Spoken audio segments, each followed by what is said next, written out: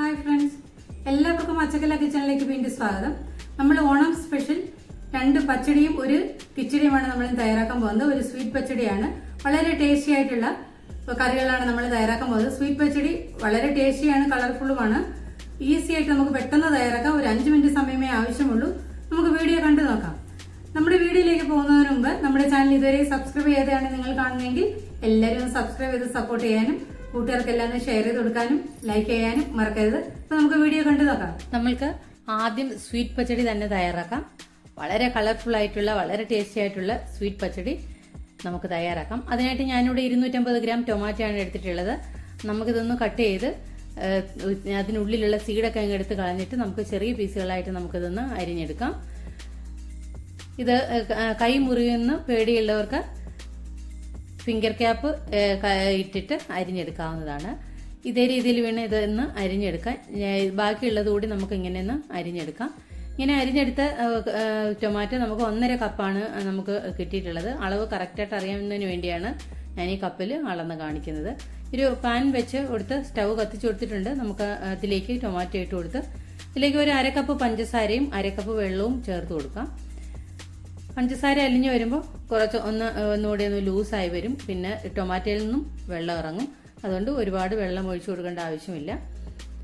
പഞ്ചസാരയൊക്കെ നന്നായിട്ടൊന്ന് അലിഞ്ഞു വരട്ടെ, നമുക്കൊന്ന് ഇളക്കി കൊടുക്കാം.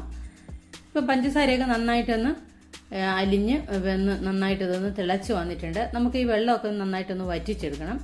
ഇപ്പോൾ നല്ലൊരു ടൊമാറ്റോയുടെ കളറൊക്കെ കുറച്ചുകൂടി ഒന്ന് കൂടി വന്നിട്ടുള്ളതുപോലെ നമുക്ക് തോന്നും പഞ്ചസാരയിൽ കിടന്ന്. ഈ പഞ്ചസാരയിൽ വേവിക്കുന്നത് കൊണ്ട് തന്നെ ഈ ടൊമാറ്റോ കുഴഞ്ഞു പോവുകയൊന്നുമില്ല. അപ്പോൾ ഇതിൻ്റെ വെള്ളമൊക്കെ നമുക്ക് ഇതുവരെ ഒന്ന് വറ്റിച്ചെടുക്കാം. നല്ലൊരു കളർഫുള്ളായിട്ടുള്ള ടൊമാറ്റോ നമുക്കിവിടെ കിട്ടിയിട്ടുണ്ട്. നല്ല ഭംഗിയുണ്ട് ഇപ്പോൾ തന്നെ കാണാൻ. നമുക്കിനി ഇതിലേക്ക് കുറച്ച് ഡ്രൈ ഫ്രൂട്ട്സ് ഒന്ന് റോസ്റ്റ് ചെയ്തിട്ട് കൊടുക്കാം. ഒരു ടേബിൾ സ്പൂൺ നെയ്യ് നമുക്കൊരു പാനിലേക്ക് ഒഴിച്ചു കൊടുത്ത് ഇതിലേക്ക് ഒരു 2 ടേബിൾ സ്പൂൺ നട്ട്സ് നമുക്ക് 2ആയിട്ട് പിളർന്നതാണ് ഇട്ട് കൊടുത്ത് ഒന്ന് ഇളക്കി കൊടുക്കാം. ഇതിലേക്ക് 2 ടേബിൾ സ്പൂൺ ഉണക്കമുന്തിരി കഴുകി വൃത്തിയാക്കി വെച്ചിരിക്കുന്നതാണ്. നമുക്കതും ഇതിലേക്ക് ചേർത്ത് കൊടുക്കാം. എന്നിട്ട് നന്നായിട്ടൊന്ന് ഇളക്കി കൊടുക്കാം. ഇനി ഇതിലേക്ക് ഒരു 2-3 ഡേറ്റ്സ് ആണ്. ഇത് ഈന്തപ്പഴം പൊടിയായിട്ട് അരിഞ്ഞിട്ടുള്ളതും കൂടി നമുക്കൊന്ന് ഇട്ട് റോസ്റ്റ് ചെയ്ത് നമുക്കതിലേക്ക് ചേർത്ത് കൊടുക്കാം. അപ്പോൾ നെയ്യുടെയൊക്കെ ഒരു നല്ലൊരു മണം വരുന്നുണ്ട്. നിറമൊക്കെ ഒന്ന് മാറി വരാൻ തുടങ്ങിയിട്ടുണ്ട്. നമുക്ക് നമ്മുടെ സ്വീറ്റ് പച്ചടിയിലേക്ക് ഒഴിച്ചു കൊടുക്കാം.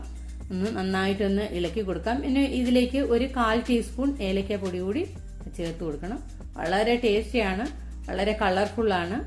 നമ്മൾ സദ്യയൊക്കെ കഴിച്ചിട്ട് ഇത് കഴിക്കുമ്പോൾ നല്ലൊരു പഞ്ചാമൃതം കഴിക്കുന്ന ഒരു അനുഭൂതിയാണ് നമുക്ക് ഉണ്ടാകുന്നത്. നല്ലൊരു ടേസ്റ്റാണ് ഇത്. ഗസ്റ്റൊക്കെ വന്നിട്ട് നമ്മുടെ ഇത് കഴിക്കുകയാണെങ്കിൽ, ഫുഡ് കഴിക്കാൻ വരുന്നുണ്ടെങ്കിൽ തീർച്ചയായിട്ടും നിങ്ങളോട് ഇതിന്റെ റെസിപ്പി ചോദിച്ചിട്ടേ പോകൂ. അപ്പോൾ എല്ലാവരും ഒന്ന് തയ്യാറാക്കി നോക്കൂ. നമുക്കിനി ഒരു കിച്ചടി തയ്യാറാക്കാം വെള്ളരിക്ക കൊണ്ട്. ഞാനിവിടെ വെള്ളരിക്കയാണ് എടുത്തിരിക്കുന്നത്. നമുക്കൊരു വെള്ളരിക്കയുടെ പകുതി ഭാഗം മതി. ഞാൻ ഈ വെള്ളരിക്കയുടെ പകുതി കട്ട് ചെയ്തെടുത്തിട്ടുണ്ട്. നമുക്കിനി ഇതൊന്ന് ചെറുതായിട്ടൊന്ന് കട്ട് ചെയ്ത് പീസാക്കി എടുക്കാം. ഇതേ രീതിയിൽ വേണം ഇതൊന്ന് പീസാക്കി എടുക്കാൻ.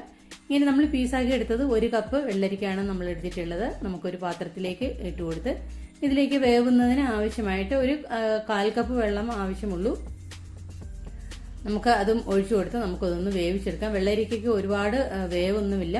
അപ്പോൾ ഒരു കുറച്ച് വെള്ളം ഒഴിച്ചു കൊടുത്ത് ഒന്ന് വേവിച്ചെടുത്താൽ മതി. ചെറിയ തീയിൽ ഒരു മീഡിയം ഫ്ലെയിമിൽ വെച്ച് വേവിച്ചെടുക്കാം.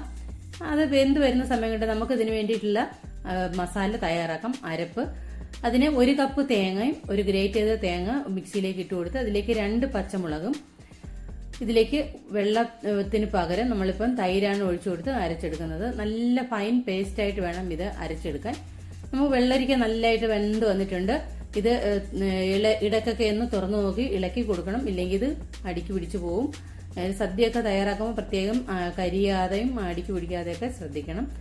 നമ്മൾ അരച്ചെടുത്ത അരപ്പ് ഇതിലേക്ക് ചേർത്ത് കൊടുക്കാം. നല്ല വൈറ്റ് കളറിലാണ് ഇപ്പം നമുക്ക് കിട്ടിയിട്ടുള്ളത്. നല്ല ഫൈൻ പേസ്റ്റായിട്ട് അരച്ചെടുത്തിട്ടുണ്ട്. ഗ്യാസ് ചെറിയ തീയിൽ ഇട്ട് നന്നായിട്ട് ഇത് ഇളക്കി കൊടുത്തുകൊണ്ടേ ഇരിക്കണം. ചെറിയ തീയിൽ വേണം ഇതൊന്ന് നല്ല ചൂടാക്കി എടുക്കാൻ. അങ്ങ് ഒരുപാട് തിളപ്പിച്ച് എടുക്കരുത്. എന്നിട്ട് ഞാനിപ്പം ഗ്യാസ് ഓഫ് ചെയ്ത് കൊടുത്തിരുന്നു. എന്നിട്ട് നമുക്ക് അതിന് ശേഷം വേണം ഈ തൈര് ഒഴിച്ചു കൊടുക്കാം. ഭയങ്കര ചൂടായിട്ടിരിക്കുന്ന സമയത്ത് തൈര് ഒഴിച്ചു കൊടുക്കരുത്, ഇത് പിരിഞ്ഞു പോവും. അതുകൊണ്ട് ഗ്യാസ് ഓഫ് ചെയ്ത് ഒരു മിനിറ്റ് ഒന്ന് കഴിഞ്ഞതിന് ശേഷം മാത്രം തൈര് ഒഴിച്ചു കൊടുക്കാൻ പാടുള്ളൂ. ഇപ്പം നമുക്ക് നല്ല കട്ട തൈര് എടുത്തിട്ട്, വെള്ളം കൂടുതലില്ലാത്ത തൈര് എടുത്ത് നന്നായിട്ട് കട്ടകളൊന്നും ഇല്ലാതെ ഉടച്ചിട്ട് വേണം ചേർത്ത് കൊടുക്കുക. ഒരുപാട് പുളിയുള്ളതും ഒട്ടും പുളി ഇല്ലാത്തതും ആവരുത്, ഒരു മീഡിയം പുളിയുള്ള തൈര് വേണം ചേർത്ത് കൊടുക്കാൻ. ഇനി ഒരു 1/4 ടീസ്പൂൺ കടുക് ചതച്ചതുകൂടി ചേർത്ത് കൊടുത്ത് നമുക്ക് നന്നായിട്ടൊന്ന് ഇളക്കി കൊടുക്കാം. ഇനി ഇതൊന്ന് കടുക് താളിച്ചിടണം. അതിനുവേണ്ടി ഒരു പാൻ വെച്ച് കൊടുത്തിട്ടുണ്ട്. നമുക്ക് ഇതിലേക്ക് കോക്കനട്ട് ഓയിലാണ് ഒഴിച്ചു കൊടുത്തിരിക്കുന്നത്. ഒരു 2 ടേബിൾ സ്പൂൺ കോക്കനട്ട് ഓയിൽ ഒഴിച്ചു കൊടുത്ത് അതിലേക്ക് കടുകും ഇട്ട് കൊടുത്തിട്ടുണ്ട്. 2 ഉണക്കമുളകും മുറിച്ചിട്ട് കൊടുത്ത് ഇനി നമുക്ക് കറിവേപ്പിലയും ചേർത്ത് കൊടുക്കാം. കറി ലീവ്സ് ഇട്ട് കൊടുത്ത് നന്നായിട്ടൊന്ന് മൂപ്പിച്ചെടുക്കാം. ഇനി നമുക്ക് ഇതിലേക്ക് നമ്മുടെ കറിയിലേക്ക് ഇത് ചേർത്ത് കൊടുക്കാം. ഞാനിത് കറിയിലേക്ക് ഒഴിക്കുമ്പോൾ ഇതിലെ എണ്ണ ഞാൻ ഒഴിക്കുന്നില്ല. അതിൽ കടുകും മുളകും ഇലയും കറിവേപ്പിലയും മാത്രമേ ഇടുന്നുള്ളൂ. ഇപ്പം ഈ എണ്ണയും കൂടെ ഒഴിച്ചു കൊടുക്കുമ്പോൾ ഇതിന്റെ കളർ മാറുന്നത് കൊണ്ട് ഞാനിത് ഇങ്ങനെയാണ് ചെയ്യുന്നത്. അപ്പോൾ ഇങ്ങനെയൊന്നും തയ്യാറാക്കി നോക്കൂ. നല്ല വൈറ്റ് കളറിലുള്ള നമ്മുടെ കിച്ചടിയുടെ റെഡി ആയിട്ടുണ്ട്. വളരെ ടേസ്റ്റി ആയിട്ടുള്ള, ഉപ്പ് എല്ലാവരുടെയും ടേസ്റ്റ് അനുസരിച്ച് ചേർത്ത് കൊടുക്കണം. നോക്കിയിട്ട് കുറവുണ്ടെങ്കിൽ നമുക്ക് ചേർത്ത് കൊടുക്കാവുന്നതാണ്. അപ്പം നമ്മുടെ കിച്ചടി റെഡി ആയിട്ടുണ്ട്, വളരെ ടേസ്റ്റി ആയിട്ടുള്ള. ഇനി നമുക്ക് നമ്മുടെ ബീട്രൂട്ട് പച്ചടി തയ്യാറാക്കാം. അതിന് നല്ല കളറുള്ള ബീട്രൂട്ട് നോക്കിയെടുക്കണം. ഇപ്പോൾ ഒട്ടും വാടി പോകാത്തത് ആയിട്ടുള്ള ആണ് എടുക്കേണ്ടത്. ഞാൻ ഒരു ബീട്രൂട്ടാണ് എടുത്തത്. അതിന്റെ തൊലിയൊക്കെ ചെത്തി കളഞ്ഞ് 2ആയിട്ട് മുറിച്ചിട്ട് ഞാനൊരു കുക്കറിലേക്ക് വെച്ച് ഒന്ന് വേവിച്ചെടുക്കുന്നുണ്ട്. ഒരു പാത്രത്തിലേക്ക് വെച്ച് കൊടുത്തിട്ട് കുക്കറിലാണ് ഞാൻ വെള്ളം ഒഴിച്ചു കൊടുത്തിരിക്കുന്നത്. എന്നിട്ട് 2 വിസിൽ വരുന്നവരെ നമുക്കൊന്ന് വെയിറ്റ് ചെയ്യാം. അപ്പം നമ്മുടെ ബീട്രൂട്ട് ഇവിടെ വെന്ത് വന്നിട്ടുണ്ട്. ഞാനിത് ചെറിയ പീസാക്കി എടുത്തിട്ടുണ്ട്. നല്ല കളറുണ്ട്. നമുക്ക് ഇനി ഇതൊന്ന് ചോപ്പറിലേക്കിട്ട് ഒന്ന് ചെറിയ പൊടിയായിട്ട് നമുക്കതൊന്ന് ചോപ്പ് ചെയ്തെടുക്കാം. അപ്പോൾ ഇത് മിക്സിയിലിട്ടും നമുക്ക് ഇത് ക്രഷ് ചെയ്തെടുക്കാവുന്നതാണ്. ഒരുപാട് അരഞ്ഞു പോകാതെ ശ്രദ്ധിക്കണം. ഞാനിത് ഈ ചോപ്പറിലേക്കിട്ടാണ് അതൊന്ന് പൊടിയായിട്ട് അരിഞ്ഞ് എടുത്തിട്ടുള്ളത്. അപ്പോൾ നമുക്ക് ഇതേ രീതിയിൽ പൊടിയായിട്ട് നല്ല ഫൈനായിട്ട് നമുക്ക് ഇതിൽ ഇങ്ങനെ കിട്ടും. ഞാനിങ്ങനെയാണ് ചെയ്തെടുത്തിട്ടുള്ളത്. നമുക്കിതൊരു പാനിലേക്ക് മാറ്റി കൊടുക്കാം. ഇത് നമുക്കൊരു ഇതിന് വേണ്ടിയിട്ടുള്ള അരപ്പ് തയ്യാറാക്കാം. 1 കപ്പ് ഗ്രേറ്റഡ് കോക്കനട്ട് എടുത്തിട്ടുണ്ട്. അതിലേക്ക് ഒരു 1/2 ടീസ്പൂൺ ജീരകം, നല്ല ജീരകമാണ്. ഇതിലേക്ക് 1/2 ടീസ്പൂൺ കടുക്, 2-3 കറി ലീവ്സ്, 2-3 പച്ചമുളകും എരിവ് അനുസരിച്ച് ചേർത്ത് കൊടുക്കുക. ഞാനൊരു 2 പച്ചമുളകും മുറിച്ച് ഇട്ട് കൊടുത്തിട്ടുണ്ട്. ഇത് നന്നായിട്ട് അരച്ചെടുക്കാം. ഒരു 2 ടേബിൾ സ്പൂൺ വെള്ളം ആദ്യം ഒഴിച്ചു കൊടുത്ത് വേണം അരയ്ക്കാൻ. ആവശ്യമുണ്ടെങ്കിൽ വീണ്ടും വെള്ളം 1 ടേബിൾ സ്പൂൺ വീതം ഒഴിച്ചു കൊടുക്കാൻ പാടുള്ളൂ. ഒരുപാട് വെള്ളമായി പോവരുത്. കറി നമ്മൾ പച്ചടിയും കിച്ചടിയൊക്കെ തയ്യാറാക്കുമ്പോൾ ഒരുപാട് ലൂസായി പോകരുത്. ഇലയിൽ ഒഴിക്കുമ്പോൾ അത് ഇലയിൽ ഇരിക്കണം, അല്ലെങ്കിൽ ഇത് ഒഴുകി അങ്ങ് പോവും. അടുത്ത ഇലയിലായിരിക്കും പോയിരിക്കുന്നത്. അതുകൊണ്ട് ഒരുപാട് വെള്ളമില്ലാതെ വേണം ഈ കറിയൊക്കെ നമുക്ക് തയ്യാറാക്കാൻ വേണ്ടി. അപ്പോൾ അരച്ചെടുക്കുമ്പോൾ അരപ്പ് അങ്ങനെ വേണം നമ്മളിത് തയ്യാറാക്കി എടുക്കാൻ. ഇതിലേക്ക് ഞാൻ ആവശ്യത്തിന് ഉപ്പും ചേർത്ത് കൊടുത്തിട്ടുണ്ട്. നമുക്കിനി 1 കപ്പ് തൈരാണ് എടുത്തിട്ടുള്ളത്. നമ്മൾ കിച്ചടിക്കും പച്ചടിക്കും 1 കപ്പ് തൈര് വീതമാണ് എടുത്തത്. നല്ലതായിട്ട് കട്ടകളൊന്നും ഇല്ലാതെ ഉടച്ചെടുത്ത തൈര് നമുക്ക് ഒഴിച്ചു കൊടുത്ത് ഒന്ന് ഇളക്കി കൊടുക്കാം. തൈര് ഒഴിച്ചു കൊടുത്തതിന് ശേഷം തിളപ്പിക്കേണ്ട ആവശ്യമില്ല.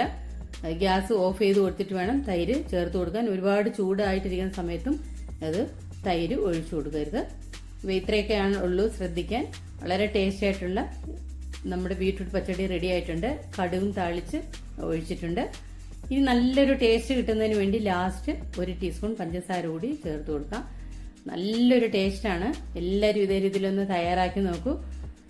ഓണത്തിന് നിങ്ങൾ ഇതേ രീതിയിലൊന്ന് തയ്യാറാക്കുക. വളരെ ടേസ്റ്റി ആയിട്ടുള്ള ഈസി ആയിട്ടുള്ള ബീട്രൂട്ട് പച്ചടിയും കിച്ചടിയും സ്വീറ്റ് പച്ചടിയൊക്കെ തയ്യാറാക്കിയിട്ടുണ്ട്.